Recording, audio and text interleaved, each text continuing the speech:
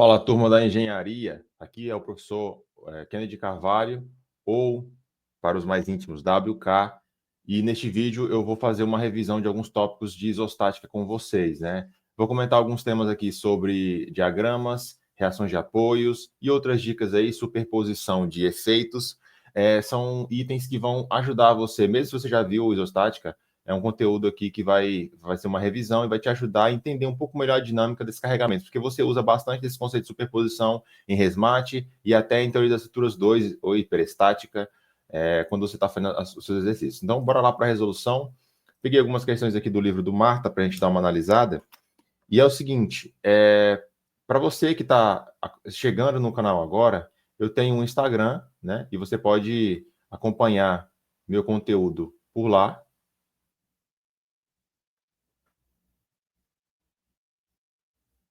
Seguindo aqui a gente nas mídias, né? Nas redes sociais. Então, aqui tem bastante conteúdo para você dar uma olhada no meu perfil. Então, ó, vamos começar aqui com as reações de apoio, né? Se eu chamar esse ponto de A, B, C e D, esse cara aqui é o meu BY, que já está encontrado, mas a gente vai encontrar também. E aqui é o CY. A gente teria um BX aqui. Só que como na horizontal a gente não tem, nenhuma reação, então vai ficar o seguinte, ó. Começar aqui só para deixar registrado, né? Pra gente não deixar nada organizado, nada bagunçado aqui. Então é o seguinte, ó. Bx é igual a zero, porque eu não tenho forças na horizontal para equilibrar com essa força aí, com esse vetor. Na vertical, a gente pode fazer o seguinte, eu sempre começo fazendo somatório de momento. Por que somatório de momento? Em relação a um certo ponto. Vou escolher o ponto B. Escolhi o ponto B porque é o ponto onde eu tenho mais reações. Só que nesse caso aqui, como é uma viga biapoiada, tanto faz, né? E por que eu escolho sempre somatório de momento? Porque assim, escolhendo somatório de momento, eu vou ter uma incógnita só e depois eu já posso partir para o somatório da força na vertical. Então eu tenho o seguinte, ó, TY,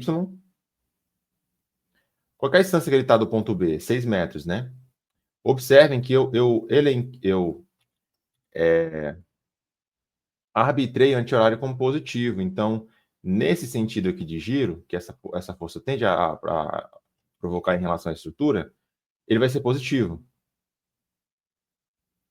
Qual é o próximo carregamento que eu vou escolher? Eu vou escolher o 18. Observe que o 18 está para baixo e vai ser horário que é negativo. Mas não é só porque ele está para baixo, é porque é o sentido do giro dele, né? 6 mais 2, 8. Agora vamos para o carregamento distribuído. O carregamento distribuído, para a gente fazer a concentração dele, eu tenho que multiplicar pela área e eu vou multiplicar pela metade da distância, né? Porque ele vai estar concentrado aqui, no centroide, que é 3 metros. Então, 24 vezes 6 vai me dar a carga pontual no meio, e vezes 3 é a distância em relação ao ponto B. Só para vocês verem que não é questão de estar para baixo, mas sim de giro, o 18 aqui, ó, ele está no sentido positivo. Então, mais 18 vezes 4, que é a distância do ponto B, que é o meu referencial. Fazendo as contas aqui, a gente vai chegar no seguinte.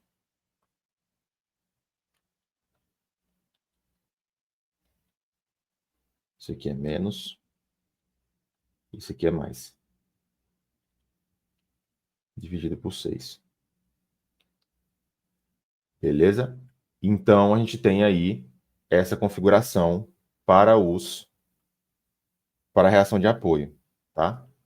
84 aqui. No sentido, ficou para cima mesmo, né? Igual já estava. Agora, para a gente achar o 96, é só fazer somatória das forças em relação à horizontal, à vertical, perdão. Então, ó, FY. Quais são as forças que eu tenho aqui na vertical? Eu tenho menos 18, duas vezes, né? Então, eu posso colocar menos 2 vezes 18. Vamos ter que somar 18 e 18. Menos 24 vezes 6. Só isso, né? Eu tenho mais 84 e mais o BY. Ou seja, BY é 96, tá? Aí você vai perguntar, professor, mas você já está com gabarito aí, por que você está calculando de novo? Só para a gente ir revisando aqui, tá? E aquecendo os motores. Agora a gente vai fazer os traçados dos diagramas, né? Que é a parte que a galera aí tem um pouco de dúvida. Então, deixa eu só acrescentar uma nova página, para a gente ter mais pano para manga aqui. Dito isso, a gente vai fazer o seguinte. Lá em estática, vocês faziam por trechos. Eu vou fazer pelo método das seções, mas deixa eu ver como que eu faço aqui. Eu faço por seção ou eu faço por área? Vamos fazer por área para ficar mais fácil. Então é o seguinte. Por área, para ganhar mais tempo, a gente faz o seguinte. Ó. Eu vou fazer o diagrama da cortante e pelo diagrama da cortante eu vou fazer o do momento fletor, que é a forma mais fácil que há, na minha opinião, para você fazer esse tipo de estrutura. Então, eu sempre faço isso daqui. Para você traçar os diagramas, eu passo, você pode passar uma linha. É claro que ela tem que ser reta, né? Você vai fazer isso daqui, ó. Passar aqui a linha reta. Façam aí com régua. Eu recomendo sempre fazer com régua na hora que for estudar, porque facilita você enxergar o que acontece, né? Com cada tipo de carregamento. Então, por exemplo, a cortante, pessoal, o que significa cortante? A cortante é sempre a força, né, que que faz 90 graus, né, com a barra. Então, é só fazer um jogo de soma de vetores, não tem segredo. Então, por exemplo, ó, eu quero saber a cortante nesse trecho. Aí tem que lembrar da convenção, né? Qual que é a convenção? A convenção é assim, ó. Eu tenho as barras aqui, uma olhando para cá e outra olhando para cá. Para cá a cortante funciona assim, depois ela para o outro lado ela inverte, o momento ela sempre está equilibrando, né? E a normal é sempre saindo da barra. Então, quando eu tenho a barra na esquerda, eu enxergo assim, quando a minha barra está na direita, as reações serão dessa forma que eu desenhei para vocês. Então, ó, se eu tenho um vetor negativo, aqui é o meu gráfico da cortante em quilonewton, e aqui será o gráfico do momento em quilonewton vezes metro. Logo, a gente tem o seguinte, veja que, isso aqui se você já não sabe, mas tenha em mente, tá? Eu vou falar aqui os atalhos. Então, ó, essa força aqui, no diagrama da cortante, como eu não tenho carregamento distribuído, vai ser constante, beleza? Porque o meu diagrama da cortante, ele mostra as forças que estão no ângulo de 90 graus em relação à barra. Então, vamos lá. Se aqui está menos 18, você pode considerar menos 18. Por que menos 18? Porque se na minha convenção ele já está para baixo, isso significa que ele vai trocar o sinal. Porque se eu fizer menos V menos 18, a minha cortante vai ficar igual a quanto? A menos 18. Só que aí a gente pode utilizar fazendo de cabeça, né? Porque se esse vetor está para baixo e esse vetor também está para baixo, significa que esse cara aqui vai ser negativo. Então, ó, menos 18, ele vai ser constante até aqui, ó. Lembrem-se de um outro detalhe que eu vou falar para vocês aqui. Quando eu tenho um salto no meu diagrama da cortante, eu estou tendo um salto de uma força. Então, por exemplo, aqui ela vai ser menos 18 e menos 18 na esquerda. Só que eu não tenho uma reação aí, então eu vou ter menos 18 e vou somar com o 96. Ou seja, vai passar para 78 aqui em cima. Então, 78 vai ser um pouco mais alto, mais 78. Ou seja, desse lado aqui, ó, já se tornou mais 78. Agora, a gente sabe que o diagrama da cortante para um carregamento distribuído linear e constante vai ser uma reta, né? Então, como que eu faço para saber nesse ponto aqui? É simples, eu vou pegar, ó, o 78 deu positivo, então eu vou fazer menos 24 vezes 6. Por que 24 vezes 6? Porque eu estou considerando esse vetor aqui. Tá? Então, se eu quisesse saber a cortante em qualquer trecho aqui, era só variar o x. Mas como eu quero achar o gráfico lá na outra ponta, então eu faço logo essa conta que vai me retornar para 74. Tá? Então, meu 74, digamos que ele vai dar um pouco menor, né? Aqui. Não está bem em escala, mas é só para ter uma ideia. Não vai dar 74, não. Não faz o menor sentido essa conta. Então, menos 24 vezes 6 vai dar 66. Né? Menos 66 vai dar mais ou menos aqui. Então, menos 66. Aí eu tento fazer uma reta aqui na medida do possível. Beleza. Para o 66, aqui nesse lado, nesse pontinho aqui, um pouquinho antes, deu menos 66. E desse lado vai dar quanto? Eu não tenho 84 aqui, pessoal. Então, ó, eu faço menos 66 mais o próprio salto aí da força. Então, vai dar 18. Observem que deu 18 justamente porque tem que zerar aqui no final, tá? Então, eu vou ficar com mais 18 positivo aqui, né? Na direita do apoio, mais 18. E aí, quando eu caminhar em direção ao balanço, ao final da viga, o que acontece aqui? Eu tenho menos 18 e aí eu volto para zero. Tá? Eu tenho mais 18 aqui e aqui mais 18, por quê? Aqui ele vai cair para zero. Então, aqui é positivo, aqui é negativo, aqui é positivo e aqui é negativo. Aí você vai me perguntar, professor, mas como que eu acho o diagrama de momento? O diagrama de momento é simples, tá, pessoal? A gente vai utilizar o fato de que, ó, vocês lembram? Não sei se vocês vão lembrar, mas vamos lá. A integral é igual ao momento, né? Como essa integral é indefinida, ela vai ter uma constante aqui. Mas não precisa lembrar de cálculo diferencial. Eu só estou falando isso daqui para vocês entenderem que isso daqui vai ser a área da cortante.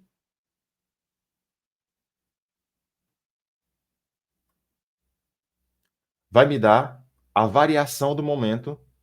Por exemplo, se eu tiver um ponto aqui, sei lá, A e B, vai ser a variação, beleza? Aí aqui já não teria uma constante, e sim teria o teorema fundamental do cálculo, né? Que é m de B menos m de A.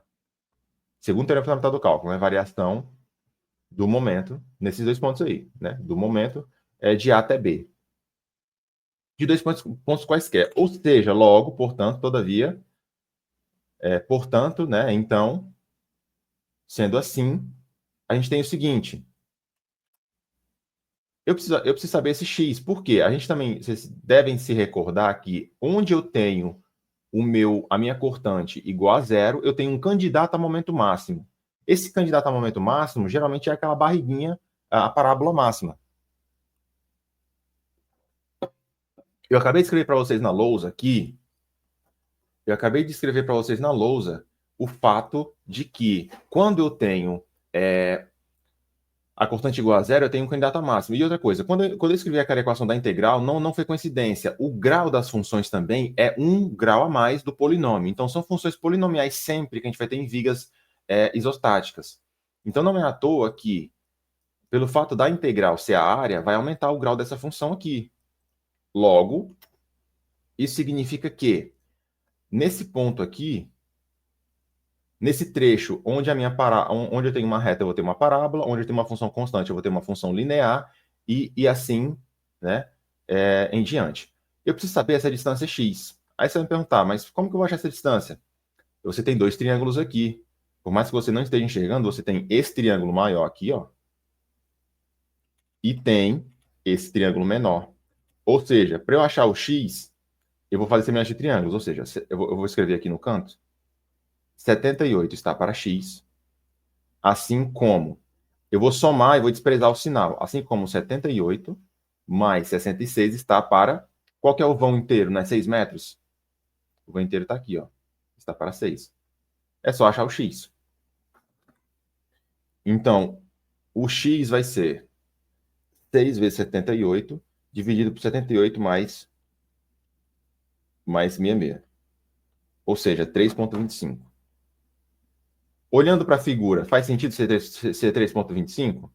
Use o seu senso crítico. Faz, né? Porque ele está um pouquinho mais para... Pelo menos o desenho não está em escala, mas está um pouquinho mais para a esquerda, né? E olhando o gráfico aqui também, faz sentido que ele esteja pendendo um pouco mais para a esquerda. Então, beleza. Agora a gente vai fazer as áreas, né? Quanto que é a área? Ó, lembrando, só trazendo a medida do vão aqui, é 4 metros. O vão aqui é 6 metros. E aqui é 2 metros. Então, o meu diagrama vai começar negativo, porque você vai ter que levar em consideração... você vai ter que levar em consideração aqui você vai ter que levar em consideração o sinal da cortante. Então, menos 18 vezes 4 vai dar menos 72, vai ser uma reta. O menos aqui vai ser para cima, né? Porque no diagrama da cortante, positivo para baixo e negativo para cima. A gente vai ter uma reta aqui, ó, menos 72.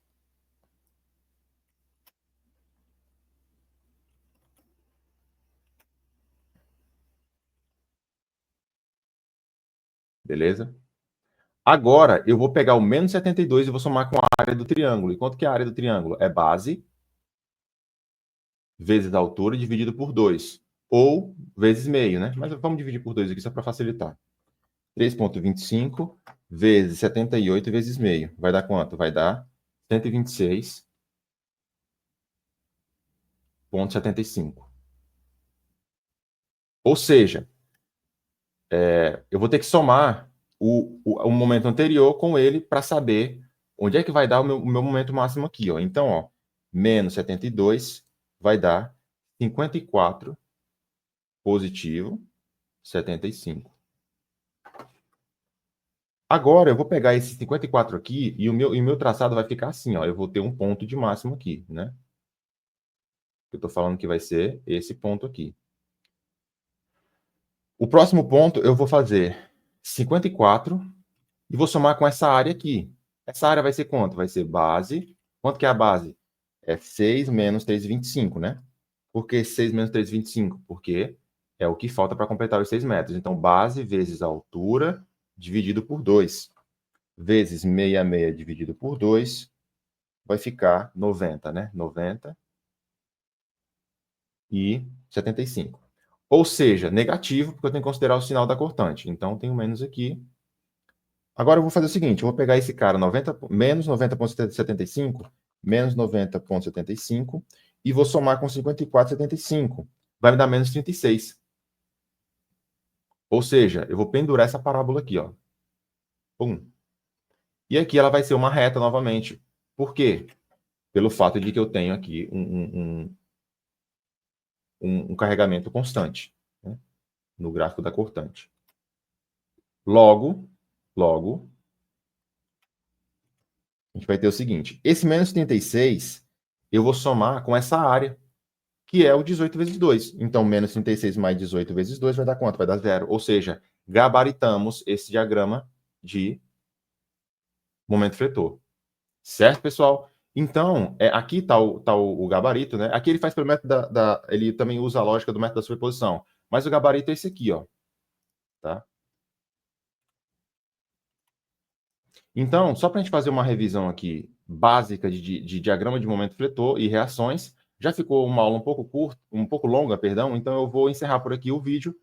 Galera, se você gostou do vídeo, se inscreve no canal, deixa o like. Eu estou fazendo, esta aula é parte de um mini curso que eu vou deixar aqui gratuito, até porque os alunos sempre procuram uma aula experimental, e como eu não trabalho com aula experimental, porque eu já tenho mais de 400 horas de aulas no Profes, ministradas só por lá, fora as aulas que eu pego de modo particular, as aulas que eu já dei de alunos particulares de cálculo 2, enfim, já tenho muitas horas aí a mais do que isso. Os alunos que eu pego avulso, né, fora da plataforma.